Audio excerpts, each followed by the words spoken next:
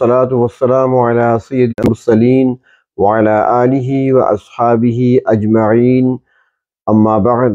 أعوذ بالله من الشيطان الرجيم بسم الله الرحمن الرحيم اهدنا الصراط المستقيم صدق الله العظيم اللهم صل على سيدنا محمد وعلى آل سيدنا محمد وبارك وسلم۔ گزشتہ درس میں وَإِيَّاكَ نَسْتَعِينُ اس سلسلے میں کچھ عرض کیا تھا، اور اس میں ایک یہ بات بھی تھی کہ إِيَّاكَ نَعْبُدُ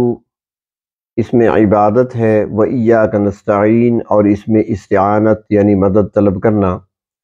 تو عبادت اور استعانت کو یکجا کیوں بیان کیا گیا، اس میں کیا حکمت ہے؟ تو اس سلسلے میں کچھ تو میں نے عرض کیا تھا، اور ایک بات یہ بھی ہے کہ اللہ تبارک و تعالی کی عبادت کرنا یہ بندے کا کام ہے، اور جب بندہ اللہ تبارک و تعالی کی عبادت خالص طریقے سے کرتا ہے تو پھر اس بندے کو اللہ تبارک و تعالی بے یار و مددگار نہیں چھوڑ دیتے، حالات کے سپرد نہیں فرماتے، بلکہ اس کی مدد کرنا یہ اللہ تبارک و تعالیٰ نے اپنے ذمے لے لیا۔ عبادت اور استعانت کا آپس میں گہرا تعلق ہے۔ اس سلسلے میں تفسیر کبیر میں امام رازی رحمہ اللہ تعالی ایک واقعہ نقل فرماتے ہیں۔ وہ فرماتے ہیں کہ ایک دیہاتی صحابی مدینہ منورہ آیا اونٹ پر سوار ہو کر، مسجد نبوی کے باہر اونٹ کو چھوڑا اور خود مسجد میں تشریف لے گئے، اور اندر جا کر پورے اطمینان سکون کے ساتھ نماز ادا فرمائی۔ نماز ادا کرنے کے بعد جب باہر نکلے تو اونٹ کو غائب پایا، اونٹ نہیں تھا، چلا گیا تھا کہیں۔ تو وہ دیہاتی صحابی وہیں پر کھڑے ہو کر ہاتھ اٹھاتے ہیں، اے میرے پروردگار، جو میرا کام تھا وہ میں نے کر لیا، یعنی آپ کی عبادت میرے ذمہ تھی وہ میں نے کر لی ہے،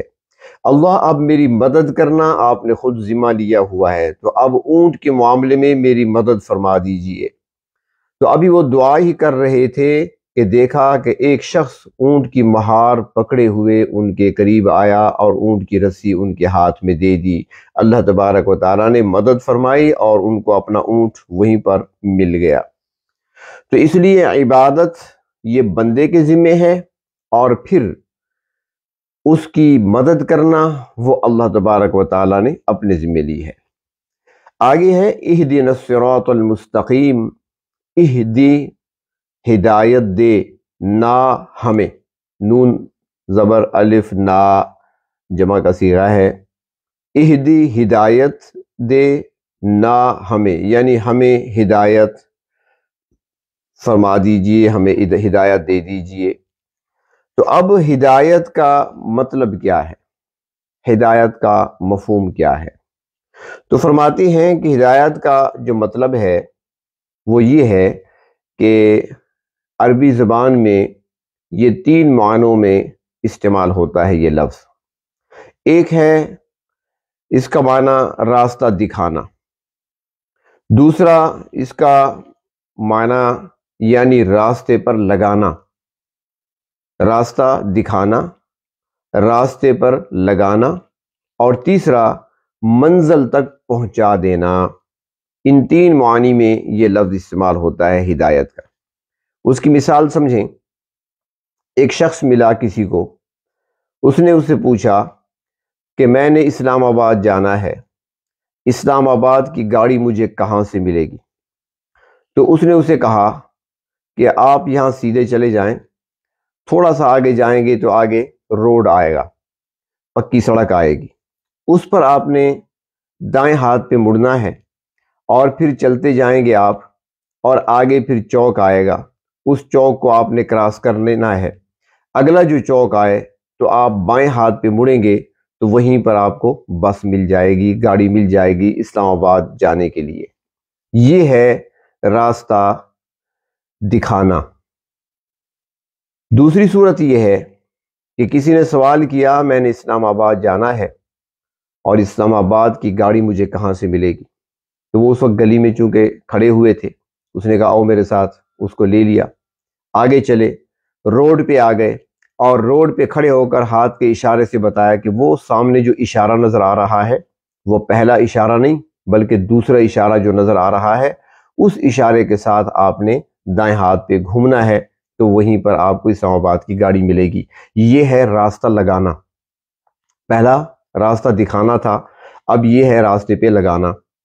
اور تیسری صورت یہ ہے کہ کسی نے پوچھا کسی دوسرے آنے والے سے کہ میں نے اسلام آباد جانا ہے، گاڑی کہاں سے ملے گی؟ تو جس سے پوچھا گیا اس نے سوچا مسافر آدمی ہے، یہ کہاں بیچارہ گھومتا پھرتا رہے گا، اگر میں سمجھا دوں ہو سکتا ہے پہلے چوک پہ مڑ جائے اور اپنی منزل تک نہ پہنچ سکے۔ تو اس نے اسے کہا آؤ میرے ساتھ، بائک پر پیچھے بیٹھو، ساتھ بٹھا لیا، لے کر چلا، اور جب اڈے پہ پہنچا تو اس سے کہا ہاں بھائی یہ سامنے جو کھڑی ہے یہ ہے آپ کی اسلام آباد کی گاڑی۔ اسے کہتے ہیں منزل تک پہنچانا۔ تو اب ہدایت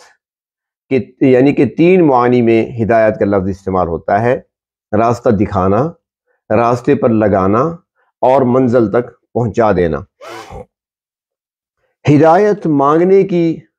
اہمیت کیا ہے؟ تو ہدایت سب سے بڑی نعمت ہے۔ انسان کے لیے دنیا اور آخرت کی نیک بختی کا مدار اسی پر ہے۔ بہت بڑی نعمت ہے، کیونکہ انسان جب دنیا میں آتا ہے تو اللہ تبارک و تعالیٰ سے سوال یہی کر رہا ہے، میرے پروردگار میں دنیا میں آیا ہوں، دنیا کی نعمتیں مجھے مل چکی ہیں، مجھے رہنے کو مکان بھی مل گیا، مجھے پہننے کو لباس بھی ملا ہے، مجھے کھانے کو غذا مل رہی ہے، پینے کو پانی مل رہا ہے، بیماری کی صورت میں مجھے دوا مل رہی ہے، اور مجھے ساری نعمتیں میسر ہیں، میری زندگی اچھی گزر سکتی ہے اور گزر رہی ہے، ساری نعمتیں مجھے مل چکی ہیں۔ اے میرے پروردگار اب مجھے ہدایت بھی عطا فرما دے کہ جو میری منزل ہے میں اس منزل تک بھی پہنچنا چاہتا ہوں، مجھے اس اپنی حقیقی منزل تک بھی پہنچا دیجئے۔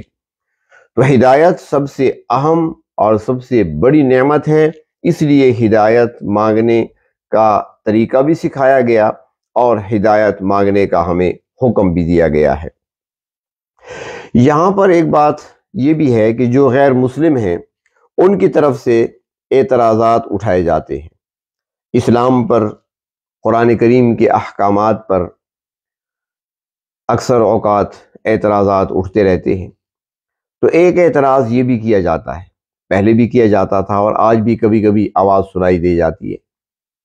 کہ بھئی مسلمان کے گھر میں ایک بچہ پیدا ہوتا ہے، وہ 7 سال کا ہوا اسے نماز کے لیے کھڑا کر دیا گیا، 10 سال کا ہوا تو اسے مار پیٹ کر نماز پڑھائی گئی، مسجد جانے لگا،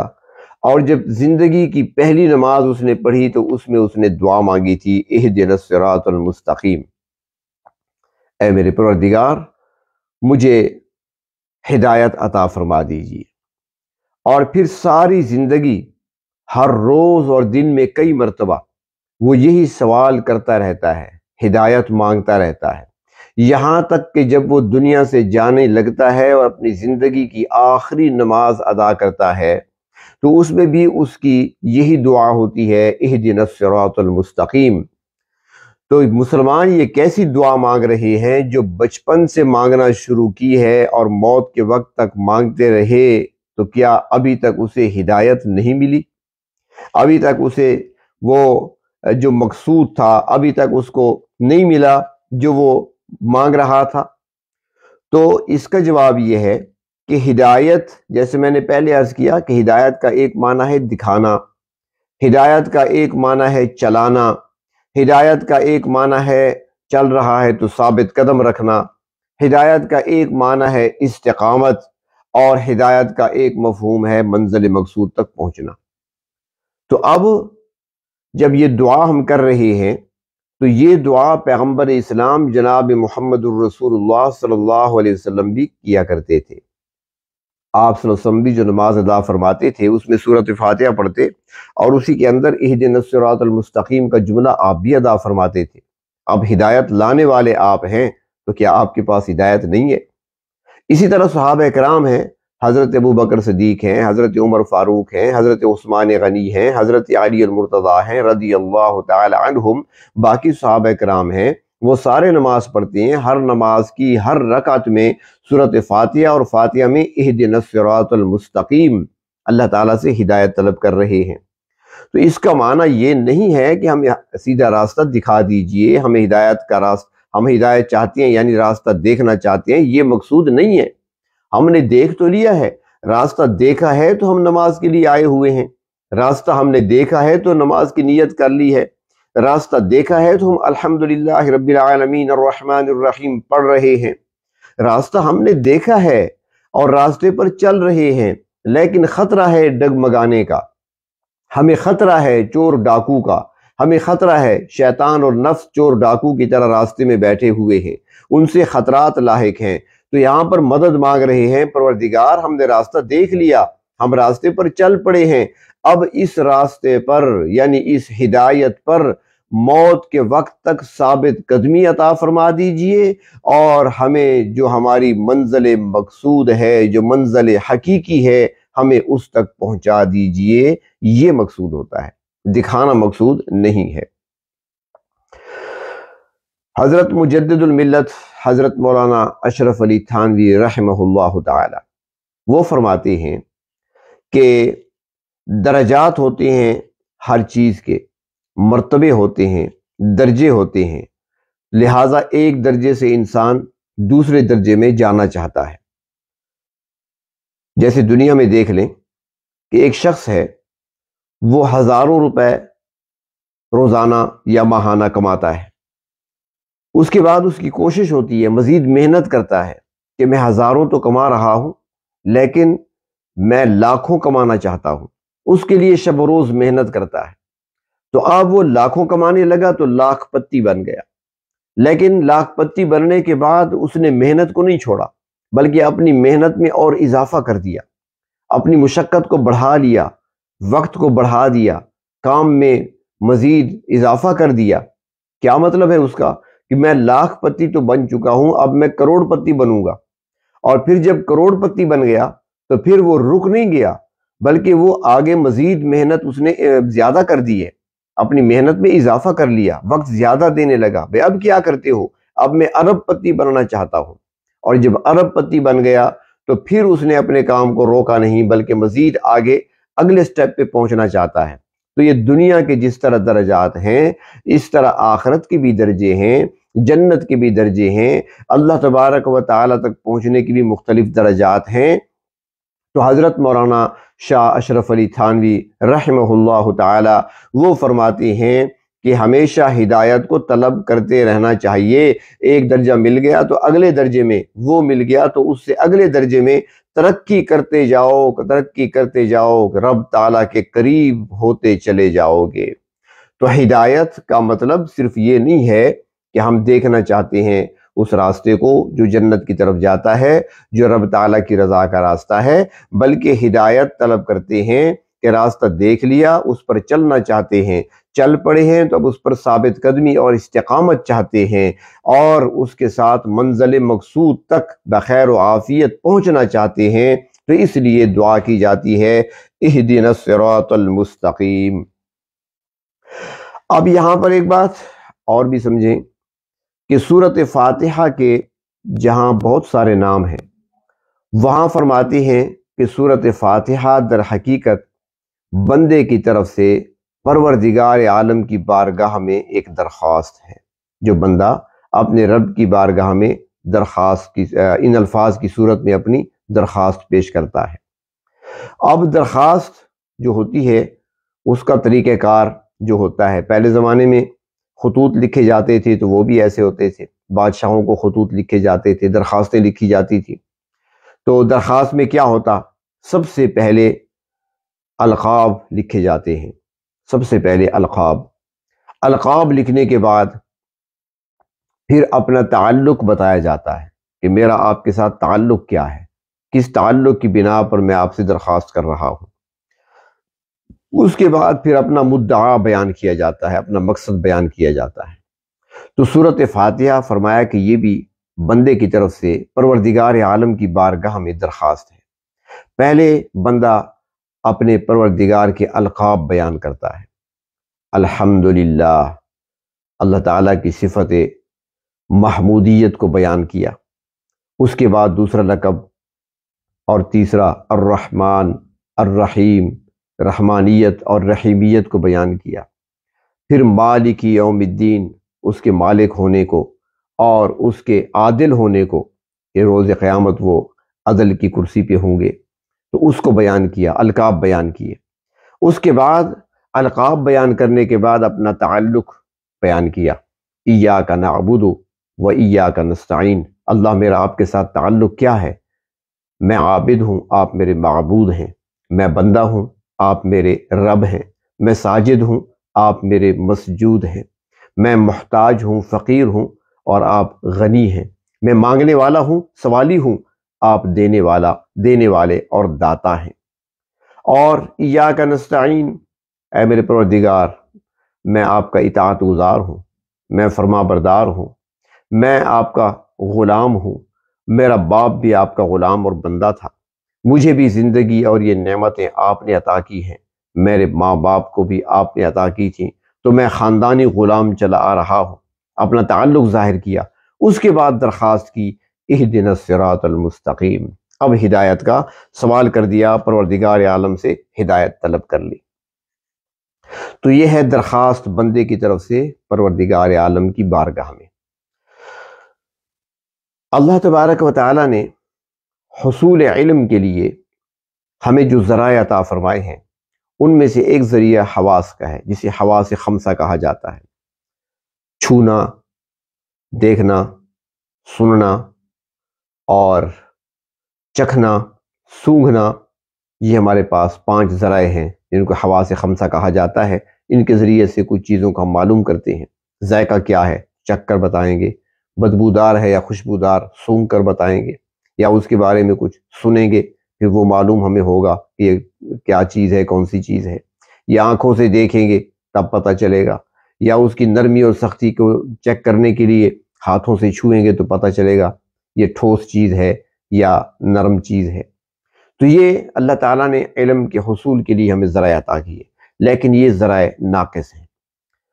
تو اللہ رب العزت نے ان ذرائع سے اوپر ایک اور ذریعہ عطا فرمایا جس کو عقل کہا جاتا ہے۔ عقل کے ذریعے سے انسان بہت کچھ معلومات حاصل کرتا ہے اور بہت سارا علم حاصل کرتا ہے، لیکن عقل بھی ایک جگہ پہ جا کر رک جاتی ہے۔ کبھی کبھار عقل گھاٹے کا سودا کر لیتی ہے، کبھی کبھار عقل کے ذریعے سے انسان کو نقصان کا سامنا کرنا پڑتا ہے۔ تو عقل کا جو علم ہے وہ ناقص ہے، اس لیے کہ عقل خود ناقص ہے، ایک محدود دائرے میں کام کرتی ہے، اس سے آگے نہیں۔ جبکہ انسان کو ضرورت ایسے علم کی ہے کہ جس علم میں کسی قسم کی غلطی کا امکان نہ ہو، جس علم کو حاصل کرنے کے بعد مزید کسی علم کی ضرورت پیش نہ آئے۔ تو اس کے لیے اللہ تبارک و تعالی نے انتظام کیا بندے کے لیے کہ عقل سے بھی بڑھ کر اور دنیاوی ساری جو معلومات کے ذرائع ہیں، تمام ذرائع سے بڑھ کر اللہ تبارک و تعالی نے ایک علم عطا فرمایا جس کو آسمانی علم یا آسمانی علوم کہا جاتا ہے، اور انبیاء علیہ السلام کے ذریعے سے وہ انسانوں کو عطا فرمائے، اور انہی کے اندر اللہ تبارک و تعالی نے ہدایت کو رکھا ہے، کیونکہ ان علوم کے اندر کیا ہے، انسانوں کے لیے رہنمائی ہے اور ہدایت ہے، راستہ دکھایا بھی گیا ہے، چلنے کا طریقہ بھی بتایا گیا ہے، اور منزل مقصود تک پہنچنے کے لیے اسباب بھی پیدا کر دیے ہیں۔ انسان کو ہر معاملے میں رہنمائی کی ضرورت پیش آتی ہے۔ دنیا کے اندر رہتے ہوئے کون سا ایسا شعبہ ہے، کون سا ایسا مسئلہ ہے، کون سا ایسا کام ہے جس میں انسان کو رہنمائی کی یا ہدایت کی ضرورت نہ ہو۔ انسان چاہتا ہے کہ میرے پاس رہنمائی کے ذرائع ہوں تاکہ میں خرید و فروخت کروں تو ایسی خرید و فروخت ہو جس میں گھاٹا نہ ہو۔ اگر میں حکومت اور سلطنت پہ آ جاؤں تو پھر میرے پاس ایسی ہدایت اور رہنمائی ہو جس کی روشنی میں میں ایسے کام کروں کہ مجھ سے کسی پر ظلم نہ ہو۔ اگر میں عدالت کی کرسی پہ آ جاؤں تو پھر میرے پاس ایسی ہدایت ہونی چاہیے، رہنمائی ہونی چاہیے کہ کسی کے ساتھ بے انصافی نہ ہو۔ تو اس لیے انسان کو ہر موقع پر، ہر موڑ پر، ہر کام کے لیے، ہر مسئلے کے لیے اور ہر شعبے میں ہدایت اور رہنمائی کی ضرورت پیش آتی ہے۔ تو اللہ تبارک و تعالیٰ نے اس لیے فرمایا کہ چونکہ یہ اہم ہے اور اس کی اہمیت ہے اور تمہیں ضرورت ہے، ہر معاملے میں قدم قدم پر ہدایت کی اور رہنمائی کی ضرورت ہے، تو لہٰذا تم سب سے پہلا سوال اور اہم سوال مجھ سے جو کرو وہ اہدنا الصراط المستقیم، ہدایت کا سوال کرو۔ تو اس لیے یہ چونکہ انسان کی اولین ضرورت ہے اور بہت اہم ضرورت ہے، تو اس لیے اللہ تبارک و تعالیٰ نے اسے قرآن حکیم کی اس صورت میں رکھا ہے جس صورت کو پورے قرآن کریم کا خلاصہ کہا گیا، اور پھر اس صورت مبارکہ کو نماز میں پڑھنے کا حکم دیا، اور نماز کی ہر رکعت میں پڑھنے کا حکم دیا کہ نماز کی ہر رکعت میں اللہ تبارک و تعالیٰ کی بارگاہ میں ہاتھ باندھ کر کھڑے ہو کر ادب کے ساتھ اللہ رب العزت کی تعریف اور ثنا اور حمد کرنے کے بعد اللہ تبارک و تعالیٰ سے باادب ہو کر یہ سوال کرو، کیونکہ یہ اہم ضرورت ہے، تمہاری اولین ضرورت ہے اور بہت ہی زیادہ تمہارے لیے ضروری ہے، کیونکہ اسی پر تمہاری نجات کا مدار ہے، اسی پر تمہاری دنیا بنے گی اور اسی پر تمہاری آخرت سنورے گی، یعنی ہدایت پر۔ اس لیے سکھایا گیا کہ اہدنا الصراط المستقیم، دن میں کئی مرتبہ اللہ تبارک و تعالیٰ سے یہ اہم سوال کرو اور پروردگار عالم سے مانگو تاکہ وہ ہدایت اور سیدھا راستہ تمہیں عطا فرمائے۔ ہدایت کیا کوئی اور بھی دے سکتا ہے، یا ہدایت صرف اللہ کی طرف سے ہی مل سکتی ہے؟ تو یہاں پر یہ بات بھی سمجھنے کی ہے کہ ہدایت صرف اور صرف اللہ تبارک و تعالیٰ جس کو چاہتے ہیں عطا فرماتے ہیں، رب تعالیٰ کی دین ہے، اور کوئی بھی کسی کو ہدایت نہیں دے سکتا، ہدایت کا راستہ دکھا سکتا ہے، یعنی رہنمائی کر سکتا ہے ہدایت کے راستے کی طرف، لیکن ہدایت دینا یہ اللہ تبارک و تعالیٰ کے اختیار میں ہے۔ حدیث شریف میں آتا ہے نبی اکرم صلی اللہ علیہ وسلم کے ہمدرد و غمگسار اور ہر موقع پر آپ کے لیے ڈھال کی طرح کام آنے والے چچا ابو طالب، جب ان کا آخری وقت آیا تو نبی اکرم صلی اللہ علیہ وسلم ان کے پاس تشریف لے گئے اور ان کے سرہانے آپ تشریف فرما ہوئے اور ان کو دعوت دیتے رہے، چچا جان کلمہ پڑھ لیجئے، آپ نے میرا بہت ساتھ دیا، آپ کو مجھ سے محبت تھی اور مجھے آپ سے محبت ہے، میں چاہتا ہوں کہ آپ میرے ساتھ جنت کے ساتھی بنیں، وہاں بھی میرے ساتھ رہیں، لہٰذا آپ کلمہ پڑھ لیں۔ اور پھر آپ نے فرمایا کہ چلو سرگوشی کے انداز میں پڑھ لیں، میرے کان میں ایک مرتبہ پڑھ لیں، کم از کم میں گواہ بن جاؤں گا آپ کے کلمے کا۔ لیکن کفار ساتھ مشرکین کے بڑے رؤساء بیٹھے ہوئے تھے، وہ ابو طالب کو کلمہ نہیں پڑھنے دے رہے تھے، یہاں تک کہ ابو طالب کی وفات ہو گئی۔ جب ابو طالب کی وفات ہوئی، نبی اکرم صلی اللہ علیہ وسلم وہاں سے اٹھے، روانہ ہوئے۔ آپ کو اپنے چچا سے بہت محبت تھی، چچا نے بڑی قربانیاں دی تھیں آپ کے لیے۔ صرف اس کو دیکھ لیں کہ شعب ابی طالب میں 3 سال تک اس گھاٹی میں نبی اکرم صلی اللہ علیہ وسلم کے ساتھ اور آپ کے پورے خاندان کے ساتھ جب مشرکین مکہ کی طرف سے سوشل بائیکاٹ کیا گیا تھا، 3 سال اس گھاٹی میں آپ نے گزارے، تو چچا نے بھی اپنے بچوں کے ساتھ اسی گھاٹی میں نبی اکرم صلی اللہ علیہ وسلم کا ساتھ دیا۔ اور اس گھاٹی میں جو ایک قید خانے کی صورت میں تھی، حالت یہ بن گئی تھی کہ اس گھاٹی میں آپ صلی اللہ علیہ وسلم کے ساتھ رہنے والے کہتے ہیں کہ کبھی کبھار ایسی نوبت بھی آتی تھی بھوک کی وجہ سے کہ ہم خشک چمڑے کا ٹکڑا اگر تلاش کر لیتے، اسے دھو کر ہم چوس لیتے تھے، بھوک مٹانے کی کوشش کرتے تھے، کھانے کو کچھ نہیں ملتا تھا، یہاں تک کہ درختوں کے پتے بھی بعض اوقات نہیں ملتے تھے تاکہ انہیں پیٹ میں ڈال کر پیٹ کی بھوک مٹائی جائے۔ ان مشکل حالات میں بھی ابو طالب نے آپ کا ساتھ دیا تھا، تو آپ کو بھی اپنے چچا سے بڑی محبت تھی اور چاہتے تھے کلمہ پڑھ لیں، لیکن چونکہ وہ نہ پڑھ سکے تو آپ جب وہاں سے روانہ ہوئے تو اس حال میں کہ آپ صلی اللہ علیہ وسلم انتہائی غمگین تھے، آپ کی مبارک آنکھوں سے آنسو رواں تھے، روتے ہوئے وہاں سے تشریف لے جا رہے تھے کہ اللہ تبارک و تعالیٰ نے اس موقع پر جبریل امین کو بھیجا اور وہ یہ آیت لے کر آئے، اِنَّكَ لَا تَهْدِي مَنْ أَحْبَبْتَ، اے میرے محبوب آپ ہدایت نہیں دے سکتے جس کو آپ چاہیں، جس سے آپ محبت کریں، جس کے لیے آپ چاہیں اس کو آپ ہدایت نہیں دے سکتے۔ وَلَٰكِنَّ اللَّهَ يَهْدِي مَن يَشَاءُ، لیکن اللہ تبارک و تعالی جس کو چاہتے ہیں ہدایت دیتے ہیں۔ تو معلوم ہوا کہ ہدایت دینا صرف اللہ کے اختیار میں ہے۔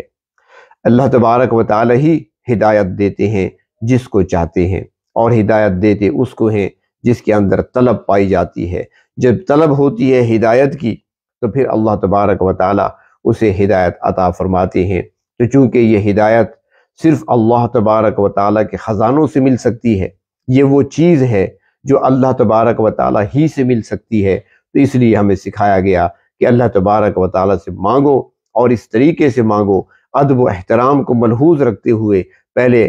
القاب بیان کرو، اللہ تبارک و تعالیٰ کی صفات کو بیان کرو، اور اس کے بعد اپنا تعلق جتاؤ، اپنا تعلق بتاتے ہوئے اس بات کا اقرار اور اظہار کرو کہ اللہ عبادت ہم تیری ہی کرتے ہیں، مدد ہی مانگتے ہیں، تجھ سے ہی مانگتے ہیں، کسی اور سے نہیں مانگتے۔ جب مدد آپ ہی سے مانگتے ہیں تو پہلی مدد کے طور پر ہمیں ہدایت عطا فرما دیجیے۔ تو اللہ تبارک و تعالیٰ سے بندہ جب سوال کرتا ہے تو اللہ رب العزت اس کو ہدایت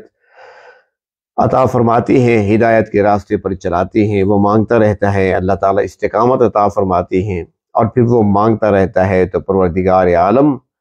منزل مقصود تک پہنچا دیتے ہیں۔ اللہ تبارک و تعالیٰ ہمیں بھی حقیقی منزل مقصود جو ہماری ہے، جسے جنت کہا جاتا ہے، وہاں تک ہماری رہنمائی فرماتے ہوئے ہمیں وہاں تک پہنچا دیں۔ دنیا کے فتنوں سے اور نفس اور شیطان کی شرارتوں سے بچتے ہوئے، اور اللہ تبارک و تعالی ہم ان سے بچاتے ہوئے ہمیں صراط مستقیم پر اور ہدایت کے راستے پر استقامت نصیب فرمائیں۔ وآخر دعوانا ان الحمد للہ رب العالمین۔